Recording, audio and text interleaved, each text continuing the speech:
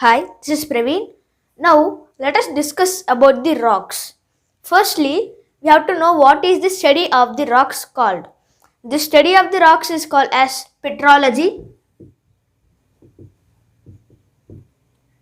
and the people who study about the rocks are called as petrologists. And some prominent petrologists have given the definition to rocks, that is, any matter which is constituting some minerals can be said to be as a rock. So rock has some minerals. So now in these rocks, the combination of some minerals would together bind up in order to form the rocks. So rocks are formed due to the combination of minerals. So in the rocks, they can be classified under three types as igneous rocks, sedimentary rocks,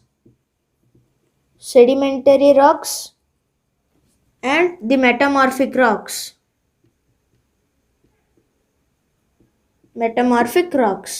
So these are the types of rocks. Now let us discuss about them in detail. First, let's start with the igneous rocks. So in Latin language, igneous is nothing but fire. So the rocks which were related to the fire and the phenomena like volcanism are called as the igneous rocks. So in the igneous rocks, they were formed due to the cooling and the solidification of magma inside the volcano and lava outside the volcano. So magma outside a volcano is considered as lava. So the cooling and the solidification of either magma or lava is considered as the igneous rocks. And as they solidify, they lead to formation of some rocks. And these rocks in turn become the igneous rocks. Now, in this igneous rocks, we have some types.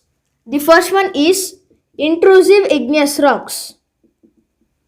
So intrusive igneous rocks are the igneous rocks that have been formed inside the volcanoes. If the intrusive igneous rocks are formed very deep beneath the earth's surface, then we can consider it to be as plutonic rocks. Some examples of intrusive igneous rocks include basalt, which is the oceanic crust, the granite, which is the continental crust, and some others like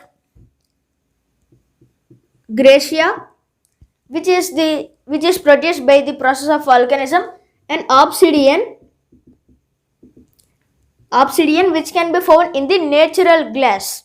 And in this obsidian, it is mostly found in the Yellowstone National Park of USA. And Yellowstone National Park is the most famous national park in the world and also from USA. So based on the shape of the intrusive igneous rocks, they can be named under various names. First, if the igneous rocks are in the shape of a mushroom, then we call it as laccolith. In dome shape, we call it as bacolith. If it is in the shape of soccer, we call it as lopolith. And if it is in the shape of a bed, we call it as falcolith. So these are some important and the major types of intrusive igneous rocks. Now let us look at the second type, that is extrusive igneous rocks. So in the extrusive igneous rocks, the rocks which were formed due to the process of volcanism outside a volcano is what we consider as extrusive igneous rocks.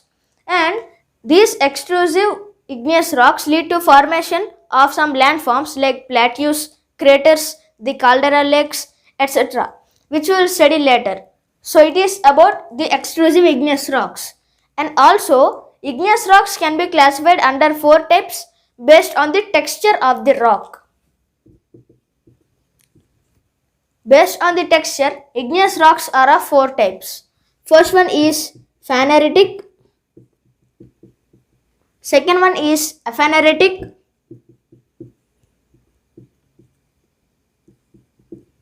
The third one is equigranular. And the final one is porphyritic. Porphyritic texture. So first, phaneritic texture is nothing but the igneous rocks which were having some crystals which were present in those rocks. So such kinds of texture is called as phaneritic texture. And aphaneritic texture is nothing but the texture in which there are no crystals. So here you can see phaneritic and aphaneritic both were opposite to each other. Next, in equigranular texture, the size of crystals is equal and same. In which there is equal and this small size of crystals is found, we can call the texture as equigranular texture. Finally, porphyritic texture is nothing but the texture in which the larger crystals are embedded on the smaller crystals is considered as porphyritic texture of igneous rocks. So it is the classification of the igneous rocks. Important examples. First, before going to that, we need to know that the total of 85% of the rocks that were found on the Earth's crust are made up of the igneous rocks. And some important examples include granite, which is an intrusive igneous rock, basalt, and then pumice, obsidian, and these four are the major and the important examples of the igneous rocks. And also, igneous rocks are hard, brittle, and crystalline in nature. And also, igneous rocks can also be divided based on the percentage of silica. The first type is silicic. The second type is intermediate. The third one is mafic. And the final one is ultra basic. First, the igneous rocks that were having more than 66% of silica percent is considered as the silicic rocks. And intermediate igneous rocks are the rocks with a silica percentage of 52 to 66%. And next, mafic rocks can also be called as basic rocks, and they would be containing 44 to 52% of silica. Finally, in the ultra basic rocks, they would be containing less than 44% of silica. So here, another point to be noticed, if there is more percentage of silica, then we can say that the substance that we are considering is acidic. If there is less percentage of silica, we can easily say that the object is basic. So it is about the other type of classification of igneous rocks. Now let us go to the sedimentary rocks. Sedimentary rocks. So sedimentary rocks are formed due to the process of denudation. In denudation, we have some processes that were involved. First one is weathering. So in the process of weathering, there is the disintegration of rock into some smaller pieces. And then we have erosion, that is taking away the break and rocks. And the third process is transportation.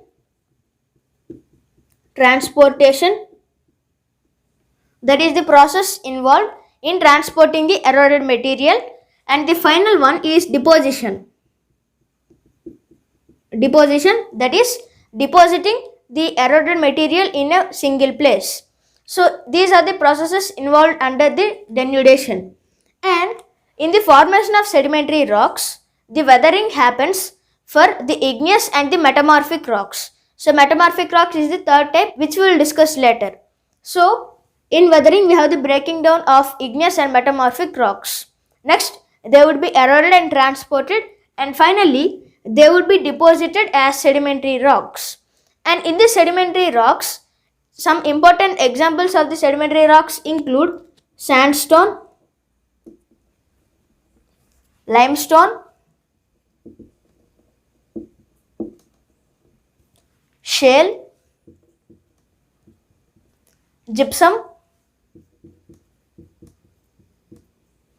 and soapstone. So among all these 5 major sedimentary rocks, the soapstone is the most softest rock, and also we have conglomerates.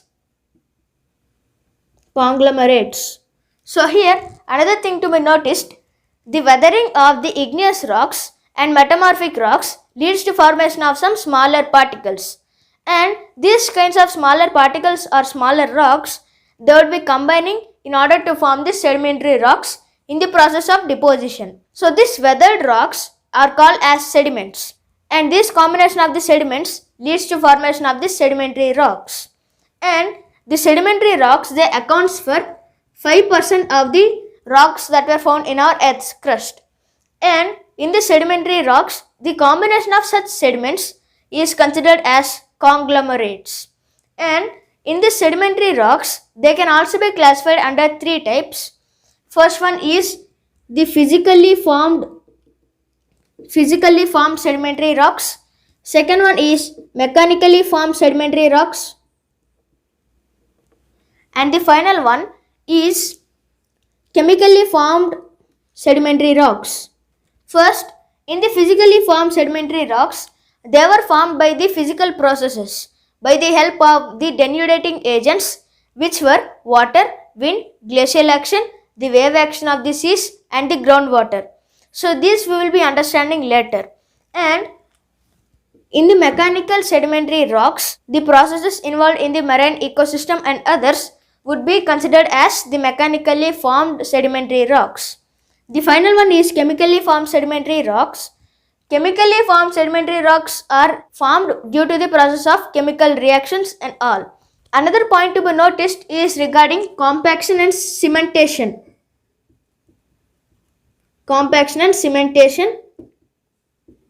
So here compaction is nothing but compacting the sediments that were formed by the weathered igneous or metamorphic rock. And cementation is nothing but binding the compacted sediments is what we consider as cementation. And by the end of the process of cementation, we have the origin of the sedimentary rocks. The Himalayas mainly constitute of the sedimentary rocks. So it is about sedimentary rocks. Now let us look at the metamorphic rocks. The third type of rocks is the metamorphic rocks. So metamorphic rocks are the rocks which have been formed under high heat and pressure of igneous rocks and the sedimentary rocks. So onto the igneous and the sedimentary rocks, if we apply high heat and the high pressure, then we would get the formation of metamorphic rocks. And in the metamorphic rocks, the process involved in the formation of metamorphic rocks, that is applying heat and pressure, all this process would be considered as metamorphosis. Metamorphosis is the process which has been involved in the metamorphic rocks. And metamorphic rocks, some examples of the metamorphic rocks include the slate, graphite, diamond, and then we have marble, gneiss, amphibolite, and serpentine. So these are some examples of some metamorphic rocks. Now, as the metamorphic rocks are evolved by the process of metamorphosis on igneous and the sedimentary rocks, we call igneous and sedimentary rocks as the parent rocks. So we have metamorphic rocks and the parent rocks. Now let us see how these metamorphic rocks are formed from various types of parent rocks. First, from shale, we have the formation of slate. Next, from coal, we have formation of graphite, and after graphite in turn becomes into diamond on metamorphosis. Next, limestone turns into marble on metamorphosis. Next, granite turns into gneiss on the metamorphosis, and finally basalt on metamorphosis turns into amphobolite, and amphobolite on high metamorphosis it forms serpentine, and also sandstone on metamorphosis forms quartzite. So these are the parent rocks and the metamorphic rocks, and also metamorphic rocks are of two types. One is cataclystic rocks, another one is recrystalline rocks. Recrystalline rocks. So cataclystic rocks were the rocks which were formed by putting high pressure and high temperature onto breaking and crushing the minerals. In order to break and crush the minerals, we have to apply some heat and pressure, and this results in the formation of a type of rock which is a metamorphic rock known as cataclystic rocks. And the process that was involved in the formation of cataclystic rocks is called as dynamic metamorphism. And next, recrystalline rocks are the rocks that were formed by the process of combining the crystals under high pressure and high temperature. So, in the recrystalline rocks, one of the best example is crystal lattice. So, it is about the metamorphic rocks. And next, let us look at the rock cycle. So, now let us discuss about the rock cycle. First, we have the igneous rocks that have been formed by the process of volcanism and the eruptions that were made by a volcano. And also, igneous rocks is the oldest of all the rocks. And on the process of weathering, the igneous rocks can be converted into sediments by the weathering process. And that is by the process of compaction and cementation. Compaction and cementation of sediments, we have the formation of sedimentary rocks. Sedimentary rocks. And these sedimentary rocks under high pressure and high temperature forms the metamorphic rocks. Metamorphic rocks, and the metamorphic rocks on heating they form magma. Magma on cooling forms the igneous rocks, and the igneous rocks on heating forms the magma. Again, the igneous rocks under high pressure and high temperature forms the metamorphic rocks, and the metamorphic rocks on the process of weathering forms the sediments. So this is like a cycle which we call it as the rock cycle. So this is all about the topic rocks. The PDF notes of this video is given in the description below. Please like this video and subscribe to my YouTube channel. Thank you.